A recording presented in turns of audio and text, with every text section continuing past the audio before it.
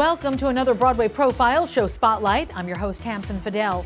Ain't Too Proud, the life and times of the Temptations led the 2019 Tony Awards with 12 nominations. And now the electrifying national tour is heading your way.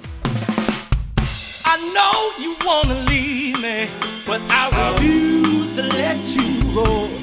If I have to beg and plead for your sympathy, I don't mind, 'cause you mean that much to me. This is literally the kind of show that makes you want to get up on your feet and dance. And that's because we all know and love the music of the Temptations. 42 top 10 hits, 14 number ones, universally beloved songs like My Girl, Get Ready, and so many more.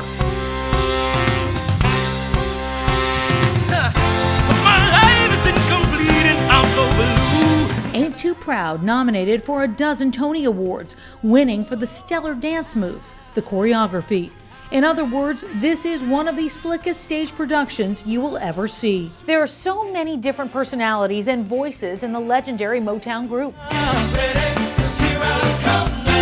which means it takes a deep talent pool to pull off this unbelievable jukebox musical. It really is a story of brotherhood, family, loyalty, and betrayal. I chatted with the Broadway cast of Ain't Too Proud. I feel like when you have a show like this with a message like this isn't just a musical. This is a show with a real message, and one that's being lived out today. How does that feel for the touring shows like this once this goes to tour? There is something in this show for everyone. The story of people trying to succeed, fighting for love, working on having these relationships and caring for each other. So this story is going to be able to be in every city that it goes to, and cities are going to want it once they hear about it, because it's an American story, it's a human story. The good thing about our show is that, you have the soundtrack of Motown, attached to it. And Motown, what it stood for, as we all know, Berry Gordy was very specifically like, this is not black music, not white music, just music is colorblind. And so if it's right there, it's gonna get people to have a innate reaction to it, because this is music that they grew up on. This is music that they got married to, that they made their babies to. And to look out in the crowd and see so many different colors, shapes, sizes, all together to A, relive their childhood of the music that brought them to the dance floor, but B, to share it with their next generation, their cousins, their children, their nephews, their grandkids. Well, I guess you would say, what can make me feel this way, my girl? One time I actually will never forget. There was a man with his wife, and at the end of the show, and usually at the end of the show, once you've taken that ride, people immediately are on their feet. And I watched this man put his arm around his wife while tears were flowing down his face. And I'll never forget it. He had glasses on. I just remember the whole thing. And I thought it was such an incredible, beautiful testament. And I was so moved by that. So many musicals that tend to center around pre-existing songs, right? Whether they try to put narrative weight on the songs or they try, sometimes it's a hit or miss. But with this show, I think one of the things that I've always, since the first day I saw it, have loved about what happens on our stage is that we are telling the story of 5 brothers growing and changing in a time that is not always amenable to their growth and change. And I think that is such a powerful story that everyone needs to see right now. Sunshine, blue skies, please go away. My girl has found another and gone away. And this cast has managed to stay connected in their downtime in the age of Zoom, performing and appearing in a number of live stream events and online musical numbers. I know to you, it might sound strange, but I wish it would rain. How I wish that it would rain. This time we've used to really bond together more. Outside of our contracts and what we're supposed to be doing, we talk almost every day. And I love that we have that relationship with one another. This is the best cast I've ever gotten to be a part of.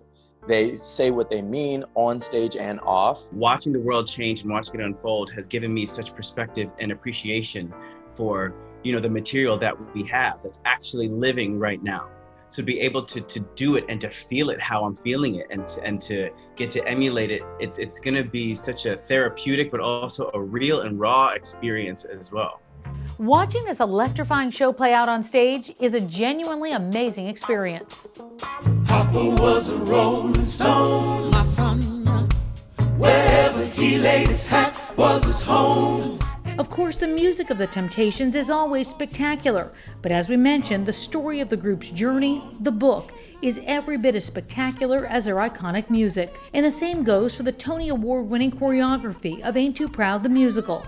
We also had the chance to speak with the show's playwright, Dominic Morso, as well as a man who choreographed some of the smoothest moves on the Broadway stage, Sergio Trujillo. I always like to say about stories, why I'm a storyteller for life, is because it has the power to resurrect, Like we can bring your memories back to you, we can bring people back to you who were gone, we can bring them back in stories. And for those who never lived it, you get a chance to know what it was like for the people that came before you. You get a chance to live in their story a little bit and it sort of jump into your lap.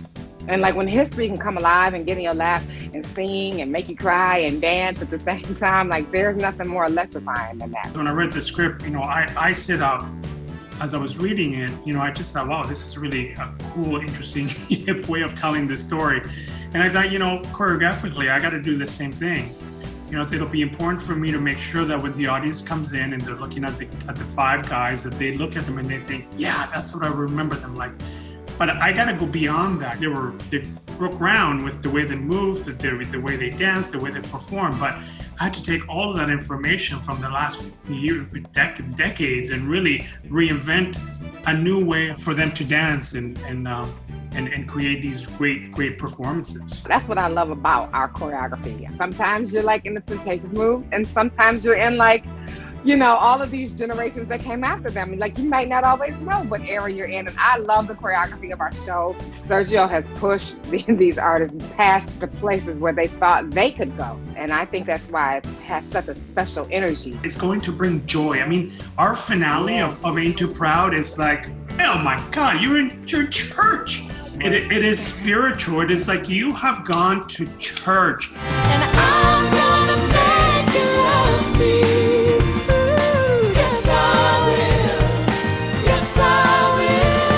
I definitely think our audiences are going to be transported. You can't help but to have an innate reaction when you come and leave there feeling great, refreshed, overwhelmed, consumed with all of these emotions. We are not going to compromise the quality of what we're going to bring to the audiences all over the world. We're not, here in America and wherever we get to go. And I think inside of the story of the Temptations, they went through one civil rights movement, when they made their music.